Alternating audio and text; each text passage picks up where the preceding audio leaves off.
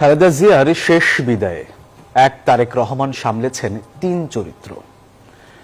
কখনো মাতৃবিয়োগে ক্লান্ত ছেলে, কখনো তার বিপরীতে গিয়ে তিনি হয়ে ওঠেন পরিবারের কর্তা, আর কখনো দলীয় চেয়ারপারসনের মৃত্যুতে কান্ডারিহারা দলের নেতাকর্মীদের পাশে দাঁড়িয়েছেন বটবৃক্ষের মতোই। তারেক রহমানের অবয়বের বাকিটা রিশাদ হাসানের কাছে। ২৬ ডিসেম্বর জিয়া উদ্যান। বাবার সমাধির পাশে দাঁড়িয়ে তারেক রহমান পকেট থেকে রুমাল বের করে তার সেই চোখ মোছার মুহূর্তটা এখনো ঘুরছে সামাজিক যোগাযোগ মাধ্যমে। তার ঠিক 4 দিন পর সবাইকে কাঁদিয়ে চলে গেলেন বেগম খালেদা জিয়া। আবারও সন্তানের চোখে মুখে বিষণ্ণতা। চেয়ারপারসনের গুলশান কার্যালয়ের স্থায়ী কমিটির বৈঠকে বসে তারেক রহমান হয়তো ভাবলেন আয়ুষ্কালের এত সব বিয়োগের কথা, নিঃসঙ্গতার কথা। 17-তে বাবা, 50-এ ছোট ভাই, আর 60-এ হারালেন মা।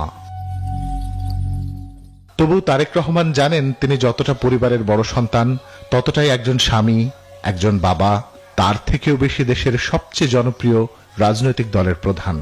তাই তো মায়ের কফিনের পাশে বাধ্য সন্তানের মতন করলেন কুরআন তেলাওয়াত, সামলেছেন শোক সন্তপ্ত নিজের স্ত্রী সন্তানকে। খালেদা জিয়ার বিদায় বেলায় দায়িত্বশীল সন্তানের মতন মায়ের সকল ঋণের ভার তুলে নেন নিজের কাঁধে। মায়ের কবরে নেমে দাফন হলো মোনাজাত, আরো একবার অশ্রুসিক্ত হলো তারেক রহমানের চোখ। তবেই পাহাড় সম দুঃখ সাথে নিয়ে নেতাকর্মীদের জন্য হয়ে উঠলেন বিএনপির বটবৃক্ষ। এত কান্না, এত শোকেও খালেদা জিয়াকে বিদায় জানাতে আসা বিদেশি অতিথিদের সাথে করলেন কুশল বিনিময়।